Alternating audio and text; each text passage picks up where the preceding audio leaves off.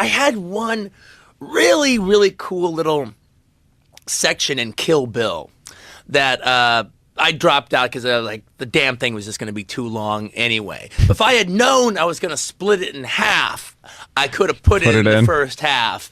Live and learn. But it was kind of a cool character. It was the fact that Orin, the character that Lucy Liu played, you know, she's the queen of the Yakuza. One of her, like, she had just hired this guy who was actually probably Michael Madsen might have even played him, like head of her security. And one of the things is he doesn't wear the Lone Ranger mask. He doesn't wear the Kato mask. He has like a mask on a stick, like from Marie Antoinette or something. And it's like, well, how come you wear that rubber band F's up my hair? But the whole thing is like, okay, she fights the crazy 88, fights them all, fights Go-Go, kills her. Only ones left is this guy. His name is Mr. Barrel, Mr. Barrel, and Oren. And the bride and Mr. Barrel have already met once, you know, in this club, and they had this little, like, you know, flirting thing. And so the thing is, like, now he's gonna have to fight her, and she's like, "Look, I'm telling you, don't fight me. She ain't worth it. Quit. That's what you should do right now is quit." You know, and so they start talking a little bit back and forth, as opposed to fighting. They're like talking. They're discussing it now. And Oren's like, "You idiot! Kill her!" And it's like, "You idiot." The bride is like, oh, she didn't just say that. Oh, she called you an idiot in front of me? And you're going to fight for her? And, you know, it's like, "You know what? You're right. I quit." It just walks out. And they, like, exchange a phone number or something like that. I am pleased to welcome Quentin Tarantino back to this table. It has been a time since we came here to talk about, first we talked about Pulp Fiction, then we talked about Jackie Brown, but the Pulp Fiction conversation on anybody's list of favorite programs that they have seen in the last 12 years on this show, he's on that list. So it's great to have you back. It's an honor to be back, actually. I had to make a movie good enough to come back to do it. All right. What have you been doing for the last 6 years? Give me the whole sense of leading up to this since the last movie you made. Yeah, well, basically... You know why I'm asking? Because I caught you on a plane one night, late at night. Yeah, exactly. It was an overnight plane from, I think, L.A. And I go to bed, and I look over, and you're scribbling away. I wake up, and you're scribbling away. I said, Quentin is under pressure. Yeah, it's funny. I mean, it was, basically what I was doing in that time, you know, along with a little bit of living life and everything like that, I was writing. All right, I was going to do this World War II movie, you know, first. And so I started writing that, and hell, that was like at least 6 months of research right there, all right? And so I started writing that, and then along the way, it started becoming this never-ending novel. You've heard of a novelist that, you know, have this tomb, all right? They can never end. A trunk full of notes. Yeah, okay. This is a script, all right? And it's like this, and I can never end it, all right? And then finally I just said, you know, I think I'm going to switch over to something else for a little bit. And then I started writing Kill Bill. But and that took about 2 years, you know, about a year and a half altogether. So the thing is, during that time, I was working. I was just writing, all right? You know, and I'm, you know, writing it like the way a novelist writes, you know? I'm just kind of alone and just doing it. I don't have like cards or graphs about this has to happen by this page or that page. Do you write it in longhand? Yeah, it's really writing longhand. And I know where I'm going, but it's like, you know, I want to do it like a novelist does, where it's like they're telling me. They can, you know, the characters can kind of go wherever they want. I push them in a certain direction, but then they kind of tell me the story. Like, for instance, in the case of Kill Bill, it's like, yeah, I pretty much figured by the time we got to the end of the movie, she'd kill Bill. Right. But exactly what their conversation would be, I didn't know. Exactly what they would say once they got to each other, I didn't know. And I wouldn't know until I'd gone on that year and a half journey of getting the bride to there. Yeah. Well, here's what amazes me. I want to talk, first of all, the World War movie, since you brought it up here. Why can't you end it? I mean, what was it? You could not find in your head some logical concluding episode to sew it up. And you know what it was more than anything else? It was it was writer's-itis. I just couldn't let go of it. I mean, there was this weird thing about it where I had directed Jackie Brown, and then I had acted on this play and everything, and then it was like, okay, the writer in me, okay, now deal with me, all right? Let me take over. And like, great, it's time for you to take over. Well, I let him take over, and I just just became too precious about the page. It was like had to be the greatest thing I'd ever done. And I just couldn't stop writing. I couldn't turn my head off. It's just like you keep coming up with another idea after that and another idea after that. And by the way, this is a movie, all right? It can't just keep getting bigger and bigger and bigger. And it did, but I was so in love with the page, I couldn't stop. I mean, now after I've done Kill Bill, I know how to end it. I know how to do all of that. But at that moment when, everything was about that, I just couldn't get away from the desk. Do you view this World War II movie as your masterpiece? Well, so far, having not filmed a single page of the script? Yeah, what I would say, I'd say what I have written so far, all right, is the best stuff I've ever written. Best stuff you've ever written? Yeah, exactly. Yeah. What is it that makes a Tarantino script? Because the dialogue is so riveting. Just watch the way they were talking there. I mean, you compel forward by the way people talk to each other. That's one thing. How do you create that? Well, I really know it might all go away. But I mean, basically what I do... What informs it? No, well, what I do basically is, and this sounds... I get them talking to each other. I mean, it's just that simple, all right? And you've got a good ear. Yeah, I got a very good ear, and there is a lot of aspect when it comes to writing that relates to acting, all right? The way, like, two actors would improvise or something like that. But it's not... There's not that show-offy. Uma has a great line about it. She goes, look, if an actor is improvising and they're not using curse words, that's not improvisation. That's writing. All right? That's why you never see it. All right? If they're going to improvise, they're going to cuss. Yeah. All right? And so what happens is I just get the characters talking to each other. And what you're trying to do is create an environment as you're writing that Quentin isn't doing it. They're doing it. Quentin starts it off. Quentin knows the direction it's supposed to go. But then the characters take it over, all right? And then, like, an analogy I'll make is, okay, say I'm going to write a scene. I'm going to get to the coffee cup right over here. And I'm heading him that way. And then all of a sudden, the characters make a left turn and they start going over here. Well, that's okay, because that could end up being the best stuff in the whole scene.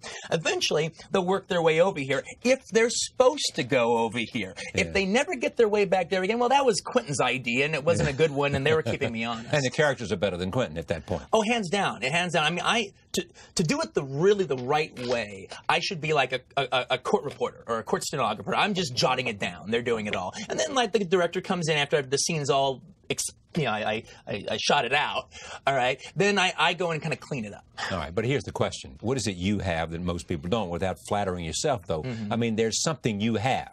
Yeah, well, I mean, I guess that's God-given talent. The sense of hearing conversation and understanding the nuances of the way people react to each other. I mean, it's really weird because, I mean, if you try to pin me down on exactly what my religion is, I would be evasive, all right? But I guess I do believe in God, and half the reason I do believe in God is because I guess I believe in God-given talent. And it's like, it's easy for me.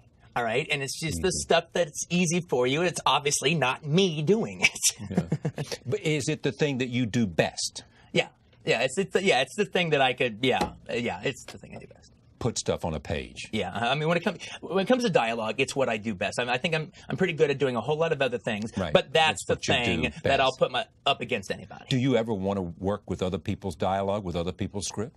Oh no, I've read scripts that have fantastic dialogue that you would direct. Yeah, that I well, no, I write my own stuff. So I mean, it would have to really knock me out and everything. And I kind of want to rewrite everything just a little bit.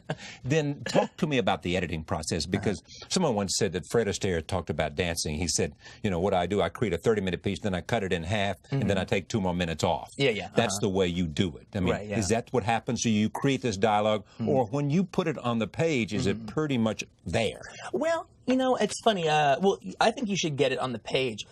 Get it to exactly where you want it to be. Where, like, okay, it's right there. Like if the studio said, take out a line. No, I won't do the movie. It'll not work without that. All right.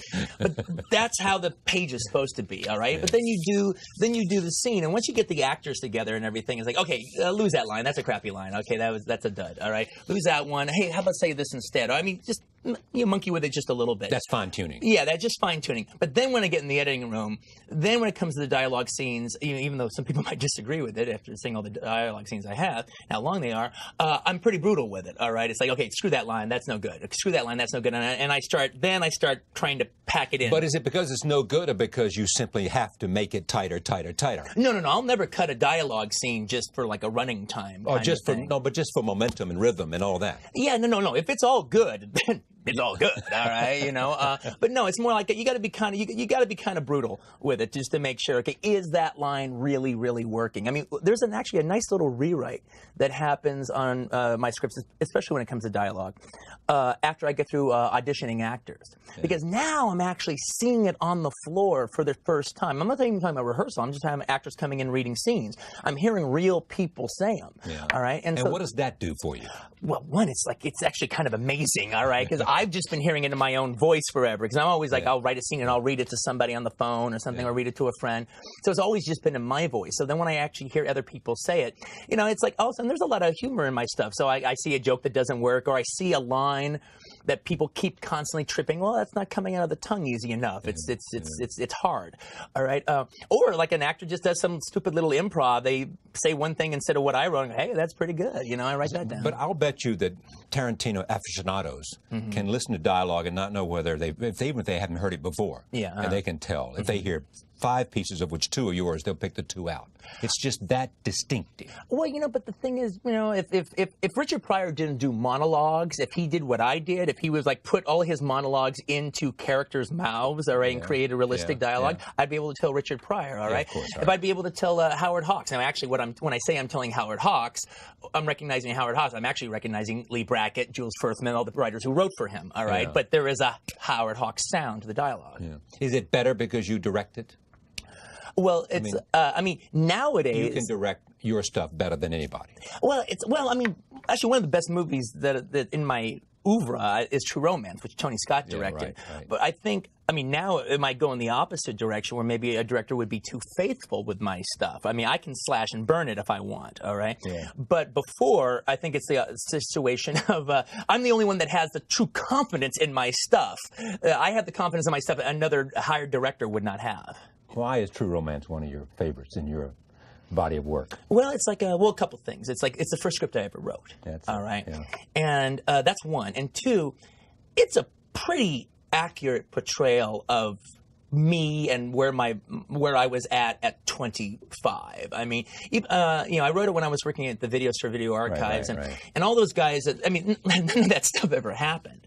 All right, but having said that, to us who worked at Video Archives, it's like a weird big budget home movie of our lives. That was our psyche. That was where we were at that time. You know, not with gangsters and stuff. And I had actually never had a girlfriend at the time when I wrote that script. So that How was old like, were you? I was 25. I was a late bloomer.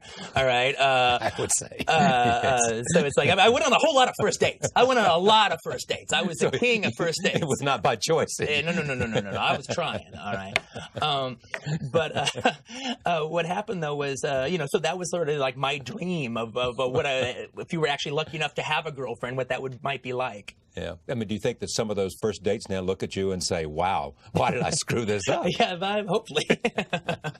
This script, did it begin with a conversation between you and Uma when you were making Pulp Fiction? Yeah, it's exactly where it began. I mean, it's kind of wild to actually remember the exact moment that it happened, especially with something that's taken 10 years to be made, and that's exactly what happened. We'd been shooting Pulp Fiction, and what would happen, it's an interesting thing. Uma was in this kind of like a weird situation in her life when we did Pulp Fiction. She had like 2 not so great experiences on movies. And, you know, she'd also had like some success, like fairly early, like almost at 16 or 17 on movies. So, you know, just like, you know, when you worked hard to get something, it's something else. When it just kind of happens to you, it becomes something else, all right? And she had a couple bad experiences, so she was kind of talking like maybe she's not going to do movies anymore, all right? And she goes, yeah, I think I'll do your movie, Quentin, and then maybe I'll work a couple more times, you know, get some more money, maybe buy my apartment or something, and then, you know, maybe I'll do something else, you know. Hey, it's too silly a life to live, all right? And so what happened was you know, I had this weird thing going on where I was just like, I couldn't believe she didn't have more fun doing what she was doing, because I'd been waiting to do this my whole life, and I was having a blast on Pulp Fiction, all right? So as I'm waiting for her to show up, it became this thing about me that, like, it was almost as important to making a good movie as I was going to make sure Uma had a good time during this process, all right? She was going to enjoy this creative process. It's a damn shame she doesn't. And so I kind of worked 24/7 to make sure that happened. And we really hit it off and had a great time. And then she was sort of like, then started changing a little bit as it went on. All right, I'm getting to what you're asking. Started changing a little bit where she was like, hey, Quentin, I think, maybe I think I'm still going to quit. But whenever you want to make a movie, I'll come back. All right. And by the end of the movie, she was like, oh, I can't wait to work again. This is really great. But one night after shooting, like you finish for the week and you go to a bar, you and the crew, and you drink and you kind of unwind. And I remember exactly what bar it was. It was in Santa Monica. It's a bar called the Daily Pint. It's sort of a faux British pub. And we were sitting there drinking pints. And I came up with I said, I'm thinking about doing another movie, Uma. You would be terrific for it, is if we do a revenge movie. Now, Uma Thurman did not grow up watching exploitation movies, to say the least. All right. Her father's a professor. Yeah, I mean, he might have watched some of them. I mean, Bob is cool, all right. But anyway, what happened was I started describing it to her about you'd be the female assassin, you'd be the deadliest woman in the world, and these people have screwed you over, and you're going to track them all down and kill them and everything. Yeah. And so we started web spinning. And as I'm describing, and like, well, the way they always start is they always start with a person's lying there and they're beaten up and they've killed their family and the people are looking down at them and everything. And she goes, hey, Quentin, I have an idea. What about you see me, my face is all bloody, and then the camera pans back and you realize I'm in a bridal gown. And that's when the bride was born. Yeah. That's when she became the bride. And then she eventually came up even with the first name of what the real name of the character is, all right? And then I proceeded to write 30 pages. And then I kind of put it away. And then for the next 5 years, every time I would see Uma, she would say, so when are we going to do Kill Bill? When are we going to do Kill Bill? Well, I bump into her after not seeing her for 2 years, after I've been writing on this war script forever that I think is just becoming, my, I don't know what. Now, this was what, 99? Yeah, this is about 99. Yeah, that makes sense. 99 or 2000, one of the two. And I bump into her, and she goes, so when are we going to do Kill Bill? I go, yeah, someday. And I go home, and I take the 30 pages out, and I read it again. I go, this is damn good. And then just the idea of working with Uma again just seems so much fun as opposed to this weird vacuum that I was in. And I go, you know what? Let me go and do Kill Bill, and that'll by taming Kill Bill, that'll teach me how to tame my war film, all right? And I'm thinking, I'm going to write it really quick. It's going to be this down and dirty exploitation movie, 90 minutes, all right?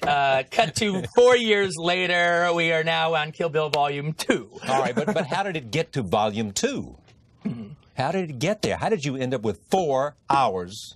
I couldn't stop. I couldn't stop of an writing. action-adventure film. Yeah, I think there was this thing. I felt, not pressure like I was under pressure per se, but I was putting pressure on myself that people hadn't read a Quentin script in a long time. So the next one that came out, I had to be proud of it, and proud of it like a novel, not like a script. And I threw away all the script writing format crap and everything that I don't really like anyway, all right? And wrote it like a novel, all right? It's tons of prose, and and I'm coming up with my own way of writing scripts that are kind of weird. They're not quite novels, but they're bigger than scripts, and the page count is crazy. Well, that's just because I didn't write it in a script format, all right? Now it's funny. I still think that that's a very pleasurable way to read a piece of work. All right. Having said that, I kind of see now. I'm not writing a blueprint. I'm writing literature. All right. So this is not for the production manager. It's for ever. All right. But then what happens is this will live forever. Exactly. Okay. Then I start realizing as I'm making this tomb, which by the way was so asinine that I actually wrote scenes in the script that I had no intention of shooting it that way, but on the page it was better. It was so sweet. Yeah, on the page it was like, well, in a novel, this is what I'd want it to happen. I'll change it on the movie day, all right? You were applying. Yeah, and so the thing about it was, it got to be, as I'm making the movie, I'm realizing why people make blueprints as opposed to writing novels, all right? Because basically, I literally had to adapt my movie from novel form to movie form every single day of a year of shooting. I just had a novel that I was adapting on the fly.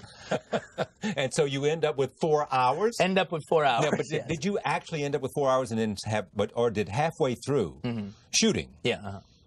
How did it happen that you had a meeting with Harvey Weinstein of Miramax, and he says, you got 2 movies, or he confirms your instinct that you have 2 movies? Well, I was, being a little bit self-delusional, all right? And what I was... What way were you being self-delusional? Well, I was keep talking myself into the idea. I figured maybe with 10 or 20 minutes left to spare that I would have to take out of the piece. Yeah. That if the first story ended at the first half of the movie ended at the 90-minute moment in mark, which would be after that snow garden fight with Lucy Liu. All right, then that would give me an hour 10 maybe at the most to wrap up the rest of the movie. I thought there might be a way to do that. In one movie? Yeah, in one movie. Okay, I have an hour to finish the story. Yes. All right.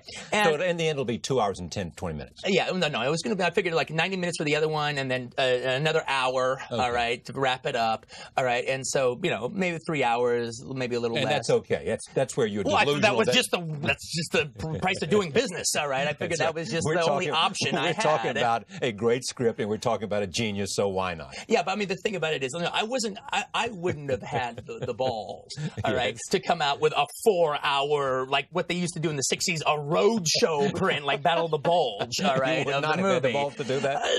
No, not really. You're Quentin Tarantino, come on. Yeah, it's like, that seemed kind of daunting, all right, and with an intermission in the middle and everything. Okay, but is there also this that's part of your own mindset? You have got to be good this time out. All right? Because you created Pulp Fiction. Jackie Brown, which you liked a lot, did not get the same reception that Pulp Fiction did. Right, you know you've got to be good. You've done this acting thing, and you've been having fun. You've been hanging out with Robert Rodriguez and other things. But this has got to be good. Oh, no, that's for Quentin sure. has got to say, I have lost none of the juice that I had before. But now, it's funny, though, because, I don't actually consider that, like, pressure in any negative sense or anything like that. It's like, You don't feel like you created a bar that you have to meet every time? Or is that just where you think Oh, no, that's just where I belong. That's where I belong. All right. All right. All right. No, I want to have. I have high expectations for myself, and I don't want to do slough off work and everything. And I want to live up there. That's where the minute if I start living down here for like 4 films, then I quit. All right. Then the only reason you haven't created more Pulp Fiction since you created Pulp Fiction is because you got off on this track. Took 4 years to write the great World War II classic that you have not yet found an ending for. Yeah. Well, I've got an ending now. It actually did work. It actually did work. That Kill Bill did kind of help me tame it. All right. So you didn't feel like that you were losing anything. You knew you had everything going. I was working on the script every day. It was blowing my mind. Okay. So you've got a film. You think I can make this into 3 hours, maybe? I'm full of it, but I'm telling myself I can, and with some few tears and a few bloodshed in there when it comes to taking stuff out, it can make it work because that's just the way it was. Yeah. All right. Okay. And then all of a sudden, literally on the last month of shooting, Harvey Weinstein comes on the set and comes up to me and says, Quentin, I hate like hell, you have to cut anything out of this movie. Now, he's seen what? He's seen a rough cut? No, we had just shooting. Yeah, just he saw some dailies. Okay, that's it. Yeah, just a few dailies. That's all. Now, is he thinking just commerce or is he thinking art? No. He was like, he was literally coming from. Look. Now that everything's worked out great, all right, as per usual, Harvey Weinstein is the smartest guy in this town and Hollywood, all right? But people thought he was an idiot, all right? And there was a gigantic chance that we took on this. I mean, he didn't love the material so much that he said it's 2 movies. He had to have thought, well, look, Lord of the Rings showed that you can have one film that becomes 3. Exactly. Yeah. Admittedly, there was some confidence there because we had that the audience will not be turned off by the fact that one movie was filmed and became 2. Yeah. The question literally was it big enough to do it? Was it substantial enough to do it? I mean, it's one thing to be a big epic like Lord of the Rings and do it, and whatever you felt about The Matrix, it was an epic. Yeah, exactly. All right? And so, it has some substantiality there. All right. To me, I was more worried about the second half because I knew I had my big battle scene at the end of Volume 1. All right. So will it bear that kind of weight?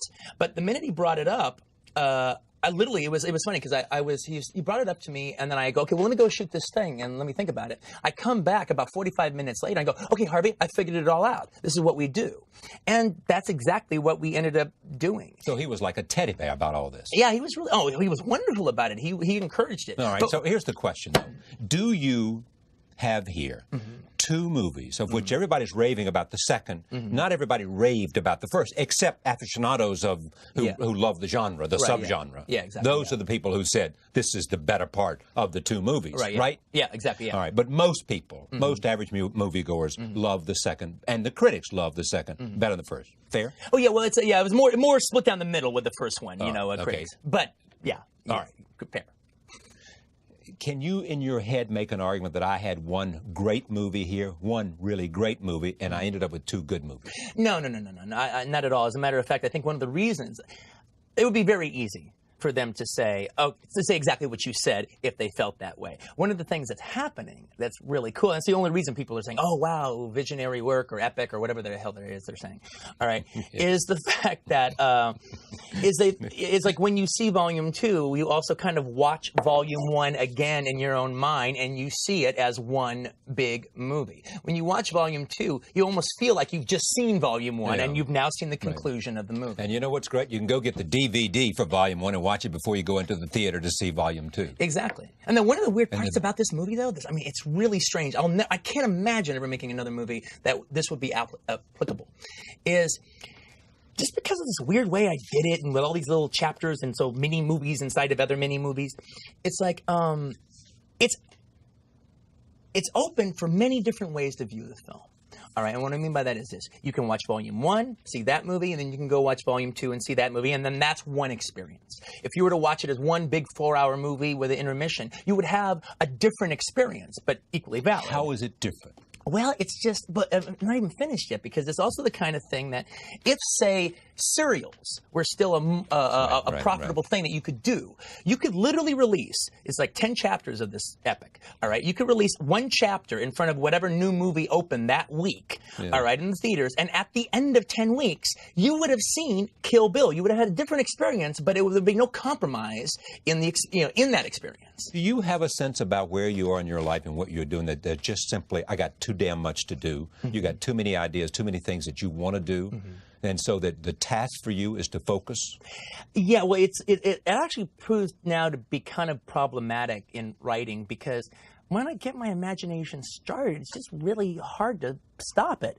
And in the case of both, there's all this stuff that I wrote for Kill Bill that just I never even bothered typing it up, all right, because it already was big enough as it was. All these different avenues I could have gone down and stuff. And same thing with the last couple things I wrote.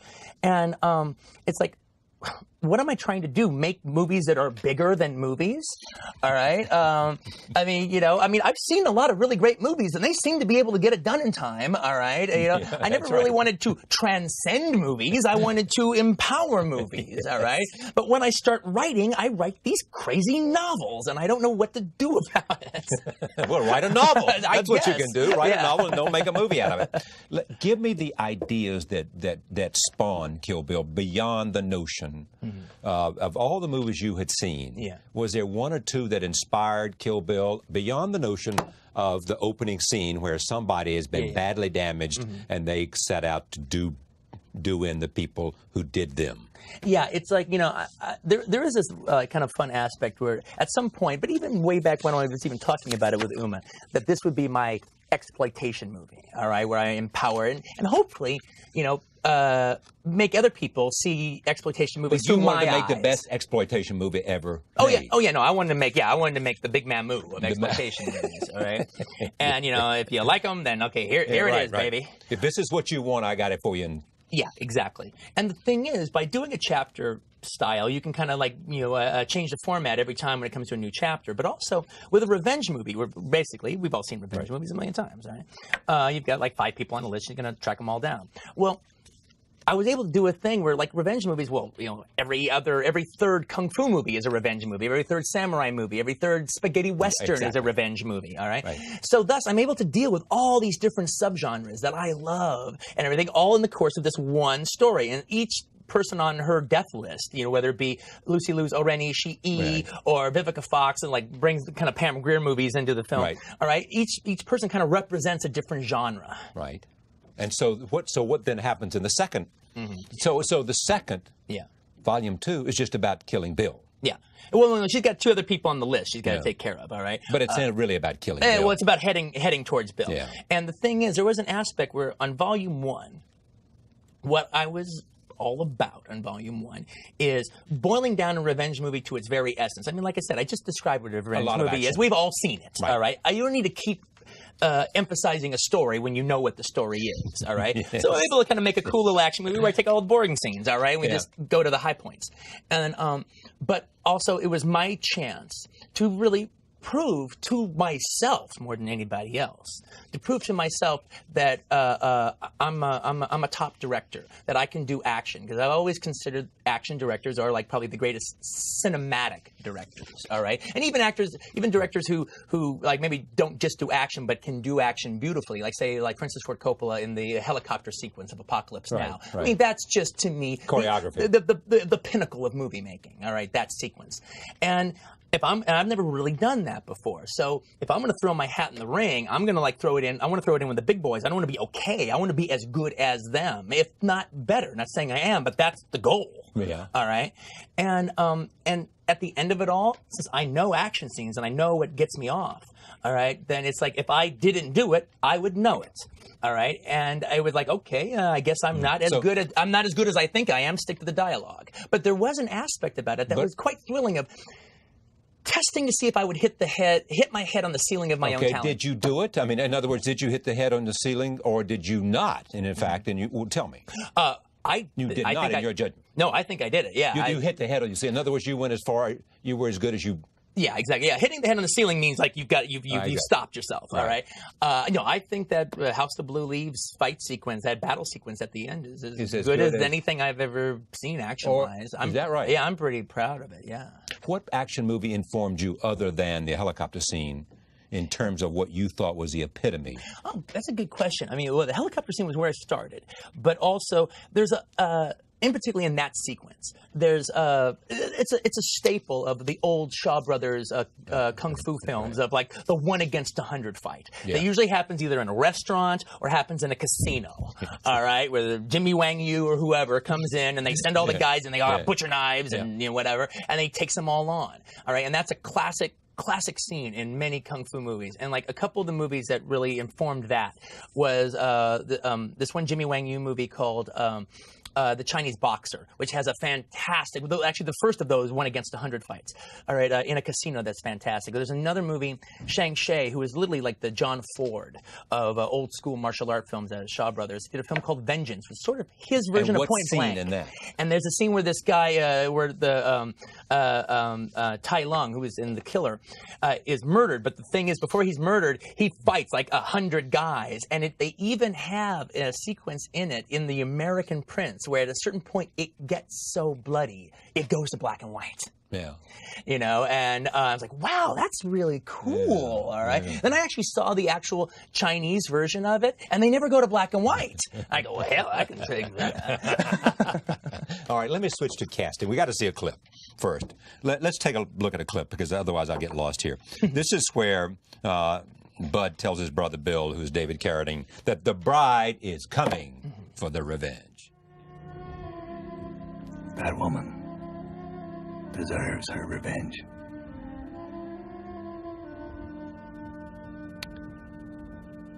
And we deserve to die. But then again, so does she. Tell me about you and Uma. Do you know of any relationship between a director and a star that's the same? Does any of that influence you? Do you look with all of your knowledge of movies in the same way you know all these scenes and think about, I mean, are you in some guru way shaping a career and a person that you have sort of total emotional and intellectual admiration for? I don't know if I would say. How would you say it? I don't know if I would say shaping. I mean, if I am, she's equally shaping me. Okay, but right? Go ahead. Tell me about it. Yeah, it's I mean, it's funny. I mean, the example I keep looking towards, all right, is the way Joseph von Sternberg and Marlene Dietrich, all right, had their relationship, all right, and then there's a little bit, even though if I say it, people go ooh la la because they were married, and that's not where I'm coming from, but the way Jean-Luc Godard and Anna Karenina, all right, had their relationship on cinema, and me and Uma are friends. We could never make a movie together again, and that would just be okay. Would still always be friends, all right? But I like that team partnership thing, all right? That the screen teams, you know. And Uma's not the only person I have it with. I have it with Sam Jackson too. I have it with quite a few people, all right. But the thing is, you know, with Uma, it's special, and the man-woman aspect of the director and the actress is a very special aspect to this. And I do hearken back to wanting to treat her like the way von Sternberg treated Dietrich and show her off in the best way. And one of the things about Uma that can be problematic with her when she gets cast in other movies and stuff is, you know, she's just so ravishing, all right? That like for instance, okay, if I'm going to do a movie that's supposed to be a realistic movie about a waitress in a coffee shop, all right, you know, it seems weird to cast Uma in that. That sounds Hollywood. Oh, a wet waitress in a coffee shop looks like Uma Thurman. All right. And now she actually just did this HBO movie, Hysterical Blindness, which she plays this like Jersey girl, and she was fantastic in it. So she's showing me how wrong I am. But you know what? You know my point. Right. All right. But the way von Sternberg, when he's going to do a movie with Dietrich, you know, he built it around her. He knew her physicality. He knew what she could do. He wanted to bring out different aspects about her. All right. When you're writing something for Uma and want it to be, you know, the Uma show, all right, you know, I can write for her that willowy physicality she has. I mean, as I'm writing it, she's gonna look like the bomb in that yellow tracksuit. All right, I put her in Bruce Lee's tracksuit, and all of a sudden it's not Bruce Lee's anymore. All right, and then, you know, her long blonde hair and, you know, those arms that are all elbows and you know, those legs that are all kneecaps, and she just kind of like bends with the wind as she's fighting with a strike. Oh, that'll look great. All right, and I try to, you know, push her strengths and actually take her in slightly different directions. Do you like the idea that there is the mystery of people don't quite know what the relationship is? Yeah, well, yeah, no, there is a little bit about that. I mean, the problem I have with it is people always trying to ask us to define it. I mean, one thing that's happened that's been kind of a drag is, you know, I said, oh, she's my muse. Right. All right. Well, I meant that. All right, I completely And mean what did that. you mean by that? Well, I guess, you know, what I meant is she's inspired me, especially when it comes to this movie. All right, you know, I mean, she completely and utterly inspired me. If Uma's mother never met Uma's father, there'd be no Kill Bill. All right. You know, having said that, though, I was also, and I meant every word of it, I was also paying her a poetic compliment, too. And now you go to a press junket, and then everybody asks that, all right? And all of a sudden now they're dissecting it, and this poetic compliment is being put under a microscope, and all the poetry is being drained out of it, and it's kind of a drag. I agree with you. But You're not asking that, but... No, I'm not asking that. That's right. But I mean, it is just, you just know that there's some dynamic here that's not normally there. Yeah. It is the dynamic is from that you reflected on with Marlene Dietrich, but and is also somebody that inspires you to be better than you are, and you inspire her to be. I agree. I mean, I don't really want to nail what it is I bring out of her or what she brings out of me, because I don't really know, to tell you the truth. Right. But I know it when I see it. Yeah. And you know when you feel it. Yeah, and when I feel, or even when I watch the work and everything, it's like, oh, you know, I'm a little different when I work with Uma, and she's a little different when she works with me. She is the best of her. What? Finish it. Yeah, I think when it comes to modern actresses right now, and she's as good as it gets. I mean, as good as it gets. Yeah, I think so too. I think Uma can go. Here's the deal. All right. If Uma is comfortable making the movie, if she's comfortable, if she's having a good rapport with the other actors, more or less, and having a good rapport with the director, more or less, and particularly the director. All right, if she's having a good rapport and she's comfortable, you know, her work can stand up against anybody's. All right, but that's not the whole deal, though, because you have that. But then you add on the fact that she's the only actress, as far as I'm concerned, that has the true silver screen nitrate film glimmer, all right, of the, you know, I can make the Dietrich analogy with no problem whatsoever. I can make the Garbo analogy. Not only that, it almost becomes weird. Like, God, Uma would probably even be a bigger star if she was in the 30s. Yeah. Because that was the time that people like Uma Thurman ruled Hollywood. All right, roll tape. This is a scene with Uma.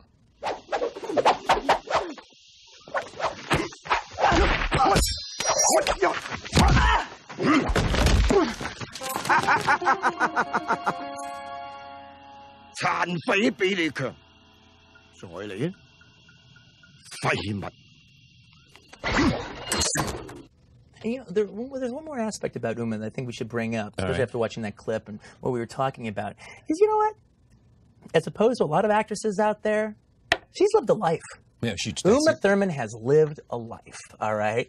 You know, her parents gave her a big deal life, all right? And her family and her brothers, and then her own adventures that she's gone on. And she hasn't just lived her life on movies. She didn't start on movies when she was 7 and then end Yeah. up with no other experience. Or doing, you know, all these movies back to back to back to back to back. So all she knows about life is her trailer and, you know, and the sets and everything. You know, she has an intellectual curiosity that's pretty much second to none. All right. And an intellectual curiosity second to none among the people you know. yeah, exactly. Exactly. This person might be this, but, you know, her curiosity is right there. All right, let me see. While we're doing this, one more scene to get this in. This is where she tells Bill that she never thought he would have tried to kill her. Roll tape. Here it is, an important part of this movie. Could you do what you did? Of course you could. But I never thought you would or could do that to me. I'm really sorry, kiddo. But you thought wrong.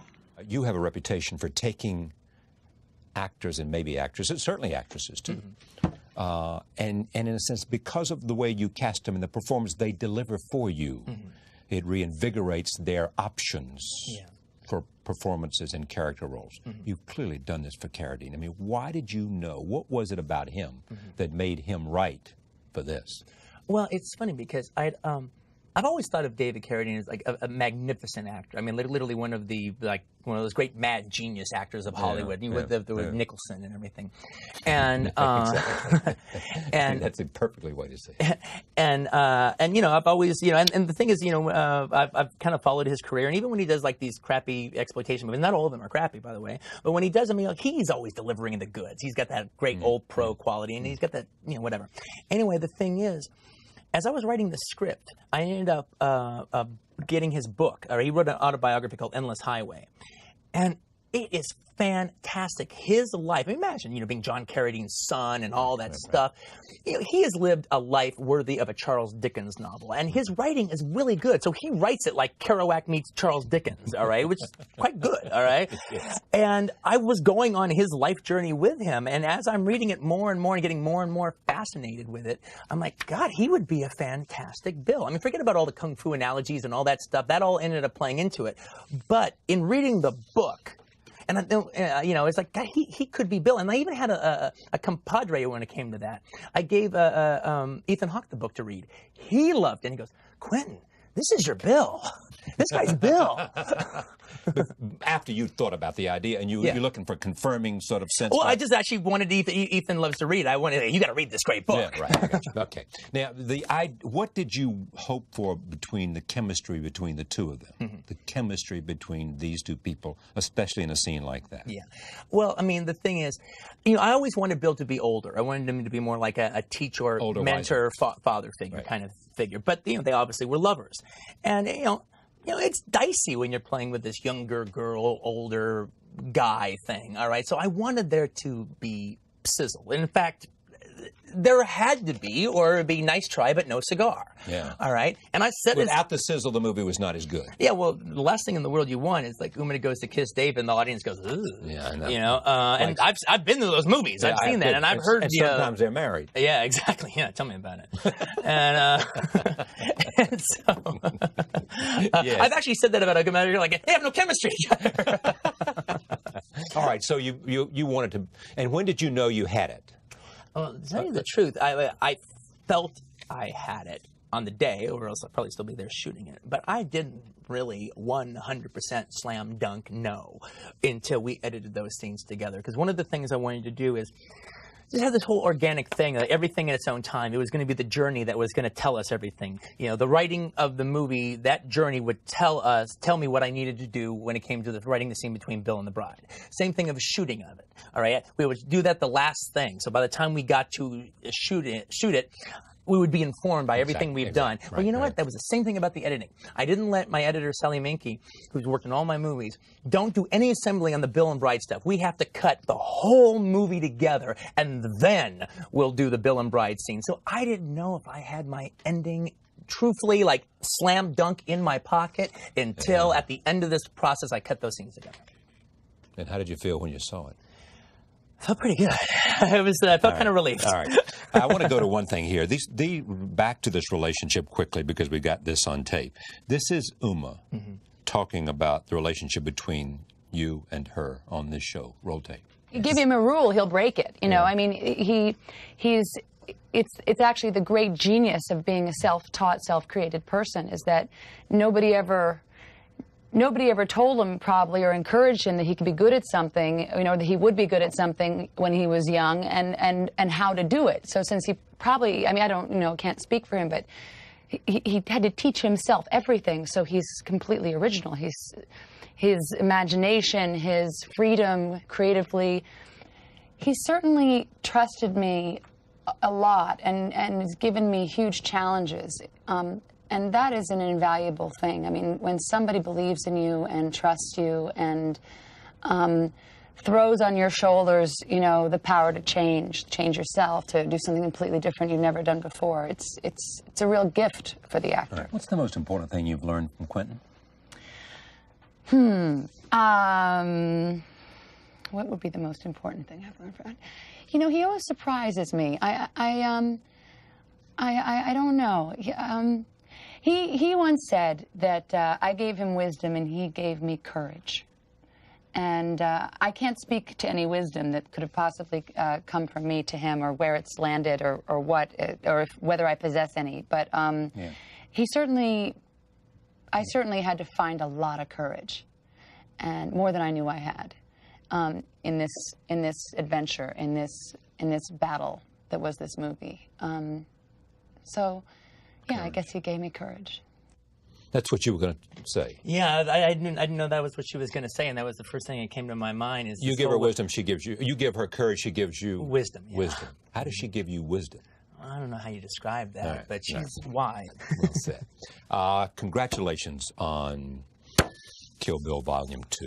Thanks. There is going to be Kill Bill Volume 3? One of the things I'm going to do, yes, is one, it's going to take about a decade for me and Uma to like recover from this one. All right.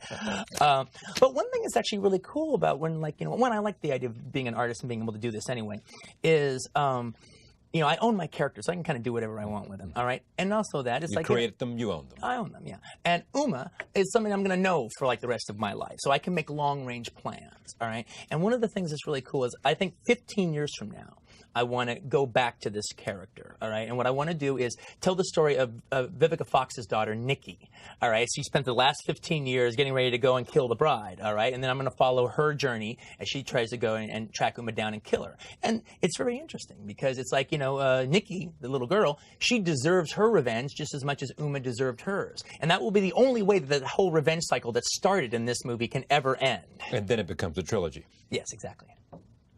But there's one other last thing. What's that? And that's, I love the bride. I mean, I really love the bride. And she deserves some peace. She's fought so long and she's gone through so much. I want to be able to let her put her sword on her shelf and let it sit there for a long time and not contrive some BS for her to take it down. She deserves a good life until, you know, 15 years from now. I want her to have 15 years of peace. The name of the World War II movie, which may be coming at some point, is called Inglourious Bastards. Inglourious Bastards. And we now have an ending for that. Is that what you're going to shoot next? Or Yeah, not? that'll probably be exactly what I do next. I mean, the only thing that's out there, I got to wait till I kind of chill out a little bit after this movie and stuff, is maybe I want to like do some 5-week movie or something, some movie in between going onto another mountain. Right. Sort of what Kill Bill started out Yeah, as. that's exactly what it started out to be. But I had a really interesting conversation. I met Ellie Coppola, Francis Ford Coppola's wife, and she just asked one question, like, you know, like the people ask, you know, like, oh, so what you going to do next? So I ended up like really answering the question, all right? And I'm describing, well, look, you know, I've just been on climbing Mount Everest, and I don't know, do I want to climb Mount Everest again, my next movie? And so I'm trying to figure out, do I want to do that? And she sits there and she's listening to everything I say. And then when it's all over with, she goes, well, I think maybe this is your time to climb Mount Everest. You're at the age to climb Mount Everest. You're at the passion to climb Mount Everest. There'll come a time that you won't want to climb Mount Everest anymore. I think this is your mountain climbing days. I think she's right. I think she is too. Thanks, friend. Great to see you. Good to see you too. Pleasure. Quentin Tarantino for the hour.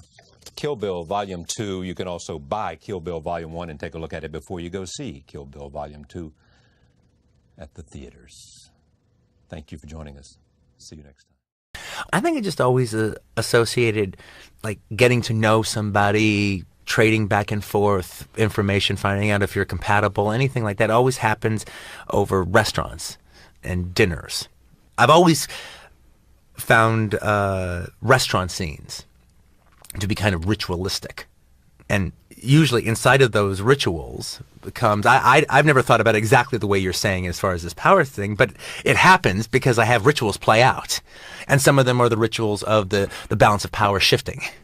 Or being established. They're always about either that establishment of power, somebody basically and establishing of power over food. Yeah. And a sort of consequence of that, or constant of that rather, is that people eat in your movies. Often when people sit down in restaurants and many other movies, they don't eat. I'm a big, it really, really bugs me when I watch actors avoid eating in scenes because they don't want to have to, do 9 takes where they're, eating the donut. I eat 9 different donuts. You even hear them talking about it on the commentaries. Oh boy, so-and-so, I didn't eat any donuts, so I didn't have to, but Eric Stoltz, he took a bite of that one and he had to eat 8 donuts, poor guy. And it's like, that's just BS. You have to indulge, you have to eat. And if you're supposed to enjoy it, it should make me hungry. I actually do kind of like, and then this is not apropos to anything that we're, per se, but I do like the fact that, when you see my movies, there might be one drink or one piece of food that the audience fixates on. And the movie actually makes them hungry for that. They want that once they get out of the theater. When you watch Jackie Brown, you want a screwdriver. You want to have some orange juice and vodka like Gordell. You're ready for it. I defy anyone to not want strudel when you see Inglourious Bastards. It doesn't mean, it doesn't matter that just this Nazi guy's eating it. It's like, man, that strudel looks good. Same thing for the nachos in Death Proof. You just want them. But it's interesting what you're saying about the power, because it's like, in every way, shape, and form, Jules coming in there as this black male, just completely dominating this room of younger white males by taking a bite out of the guy's hamburger. What's like the one thing you never do? You don't offer your hamburger for a stranger to take a big bite right out the middle of it. You don't do that. You could offer fries. There's all kinds of pizza. There's all kinds of things you could offer up to a stranger. But to take a bite right out of the middle of your burger is just not done. He took it. He took it from him. Were you aware, in writing that, you basically knew that this is Jules basically planting a flag in this room and saying, this is my room now? Oh, yeah, absolutely. Absolutely. Now, oddly enough, you know where that sequence actually kind of came from? The initial intention of trying to sit down and write it, I don't even think it plays like what I started it out as at all. It took its own life form. But the thing that made me start that big scene where like all the dialogue would kind of just be manipulating this whole event, in a way that was me at the very, very beginning until it became something else. It was me trying to write like a John Cassavetes big improv, big dialogue-driven improv sequence, set piece that would happen in a lot of his movies. And that would be like Ben Gazzara in Husbands, the way he takes exactly. over the scene. That was me trying to write one of his wild improv set pieces, but try to do it on paper. Because what had happened is I had never, except for maybe Gloria, I had never really seen any John Cassavetes movies before, because they had actually been out of circulation for all through the 80s. I mean, they never had retrospectives. Now they have them all the time, but they didn't then for a long time. Those prints weren't available. Then in 92, when I went to Paris for the first time, I was spending some time there, loving it. Gerard Depardieu had re-released all of Cassavetes' movies in Paris. He had a big re-release. So he bought the rights to them. That's why he played them all the Cinematheque there. Yeah, and he bought all the rights to them, created these new really groovy posters for them. And so literally, pretty much every John Cassavetes movie was playing in Paris at the time. Mini Moskowitz was playing in a theater over here. On Rue Champignon, on Monday and Tuesday was Husbands and opening night, and Wednesday through Thursday, 2 other ones. Anyway, I had never seen them before, so no time like the present. So I went and saw them all in the course of 5 days. And it was a little too much in a very short span of time. I felt like I was on a vacation with them. And they were like my effed up family, and I was stuck with them in Paris. I thought I was vacationing with Lady Rollins, But the thing is, it was very interesting, and so that sequence. I mean, it doesn't seem like the finished product, but the thing that started it was the idea of that high flying, improvisational set piece, but trying to do it on paper, as opposed to just conjuring it up with actors and just seeing where it goes. Welcome to Living with the Cassavetes. It's also known as The Treatment. My guest is Quentin Tarantino. His new film as writer-director is Django Unchained. You can see the show at kcrw.com. We go through all the movies. I mean, even the fight in Kill Bill Part 2, Beatrice wanting the rice. I mean, that's literally the way power is used to sort of get food across. And it's very much a part of Django Unchained as well. I mean, one of the drawbacks of doing a movie about slavery in the antebellum South is I just can't put my characters in a restaurant and have them discuss the plot. I literally remember because I hate to have expositional sequences, and so I always try to overload them with other stuff, so you don't quite realize you're having the story told to you. Because you do that at the beginning of Inglourious Basterds over the milk, which is another power thing. And that's a big one as far as power is concerned. But it's like, oh man, things would be so easy if Schultz and Django could just go into a restaurant in Nashville and discuss their plans. But that's just not in the cards. But they're doing it even you find a way in Django, in the eating on the campfire. It still happens. I mean, that way where people in your movies, they feel European to me because people really take their time. I mean, nobody ever eats in a hurry in the movies. The way the conversations evolve in restaurants, the way you're talking about, people don't tend to rush. It's actually, it's funny. One thing is, I remember I was talking to Kevin Costner about being in this film, and it didn't end up not working out and everything, but he was a really good guy.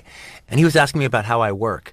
And I was telling him, well, we go and, I like to rehearse some of the bigger dialogue scenes, so we can actually kind of play around with it in a 2-week rehearsal period. Nevertheless, when we get on the set, I'm very much a believer of, okay, forget everything before Tuesday. If we're shooting a scene on Tuesday, now it's about right now. And he goes, oh, well, that sounds very interesting. Can you give me an example of that? And naturally, I couldn't think of that time. And then I thought later, I was like, oh man, I had a great example. Why didn't I tell him that? But it goes into what we were talking about. I had a grueling casting period for Inglourious Basterds, because I was kind of doing most of the reading with the actors, because I had to really test, can they handle my dialogue? I ended up performing the piece so much I was actually a little worn out by the time we started shooting. I had actually given too much to the process. Now, you can't argue with results. It's one of the most, frankly, one of the best cast movies, not only that I've done, that I've ever seen. But boy, it cost me a little something. I gave so much to that process. There was You basically gave a game in the rehearsal, so when you hit the floor, you didn't have not even left. rehearsal. The auditions, just auditioning the actors. But that's also part of it, giving that much to auditions. It's sort of like a mini rehearsal, because you're just testing the scene. You're finding what works, what doesn't work, what lines are good, what lines do I feel like there should be something more here, what lines are duds. And you start shaping the sequence of how it could be interesting dramatically with all these different people. And sometimes a lot of times you'll be auditioning an actor. Maybe you don't think, I probably wouldn't give this person the role. I doubt this person is the best person for the role. But we're having a good time here, so let me really test out my material. And put a different kind of light on it. Let me try a different emphasis here to see if it can go there. So while it's exhausting, it can be a very invigorating experience.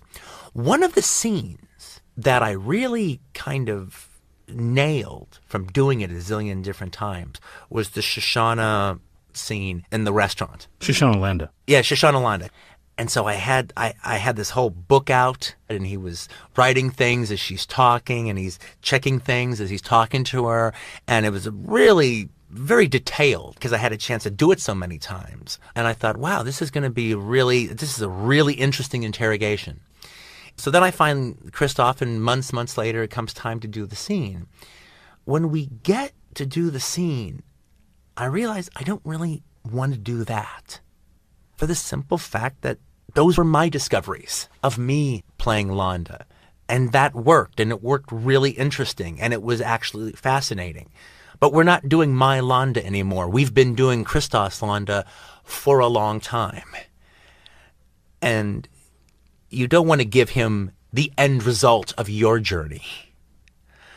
We have to do something completely different. And I knew I had to give him another piece of direction from everything that I had thought that I wanted to do to something completely different. So he sat down, we're ready to do it. He has no idea what I'm going to tell him to do. I don't really have any idea what I'm going to tell him to do. I just know what I don't want him to do, which is jump to an end result. And I just say, I want you to devour the strudel. I just want you to just concentrate as you say your lines. You're talking to her. I don't want the audience to know, do you know? Do you not know? It can all be conjecture. I don't know if you know. I don't want you to necessarily know if you know. I don't want you to necessarily make a super decision as far as that's concerned, at least not one that's going to be coming across. I want you to do one thing and one thing only. I want you to eat that strudel. Concentrate on eating the strudel with gusto. Wow. And it was one of those very directable actor things. And then the dialogue just took on its own life. Because it wasn't about staring, it wasn't about playing games, it wasn't about anything. It was about the food.